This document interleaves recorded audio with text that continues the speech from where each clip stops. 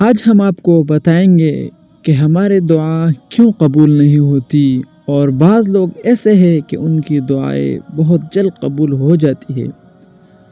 سب سے پہلی بات یہ ہے کہ ہم دعا میں صبر نہیں کرتے۔ جب دعا کرتے ہیں، دعا کرنے کے بعد ہم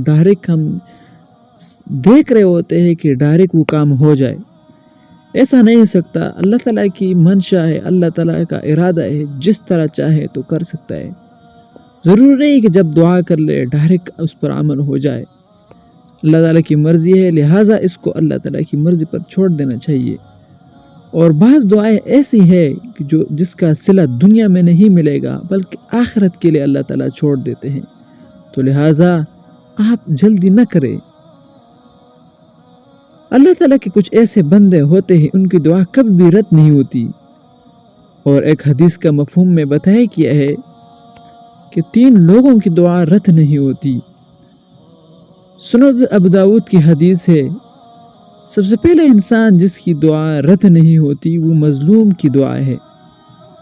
اس لیے ہمیں چاہیے کہ ہم کسی پر ظلم نہ کریں، کبھی بھی کسی ظالم کا ساتھ بھی نہ دے، اور ہمیشہ مظلوم کا ساتھ دے، تو انشاءاللہ ہمیں اللہ تعالیٰ اس کی آہ سے بچا دیں گے۔ اور دوسرے انسان اس کی دعا قبول ہوتی ہے، وہ ہے مسافر کی دعا۔ وہ انسان جو کسی نیکی کے کام کے لیے سفر کر رہا ہو یا دین کو پھیلانے کے لیے سفر کر رہا ہو، تو اس کی دعا بہت جلد قبول ہوتی ہے۔ تو لہٰذا ہمیں ان سے دعا لینی چاہیے۔ جو بھی سفر پر جا رہا ہو، جو مسافر ہو، تو وہاں ان سے آپ التماس کریں کہ ہمارے لیے دعا کریں، اس لیے کہ سفر میں انسان کا دل نرم ہو جاتا ہے۔ اور تیسرا شخص جس کی دعا قبول ہوتی ہے وہ باپ کی دعا اولاد کے حق میں۔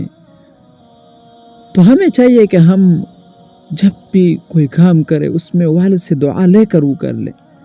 والد ویسے تو دعا نہیں کرے گا، بلکہ آپ ان کی خدمت کرو گے، ان سے دعائیں لو گے۔ حالانکہ اللہ تعالیٰ نے جب قرآن کے اندر جب ذکر کیا والدین کے حقوق کو، اپنا حقوق پہلے ذکر کیا اور اس کے ساتھ والدین کے حقوق کو ذکر کیا ہے۔ اور حدیث میں ہے رضا الرب فی رضا الوالد و سخط الرب فی سخط الوالد، کہ اللہ کی رضامندی والد کی رضامندی میں ہے، اور اللہ تعالیٰ کی ناراضگی والد کی ناراضگی میں ہے۔ تو لہٰذا ہمیں چاہیے کہ ہم اپنے والدین کی قدر کریں، ان سے دعائیں لیں، تو انشاءاللہ ہماری آخرت بھی سنور جائیں گی اور دنیا بھی سنور جائے گی۔ تو انشاءاللہ اس پر عمل کریں گے۔ اللہ تعالیٰ ہمیں عمل کرنے کی توفیق عطا فرمائے۔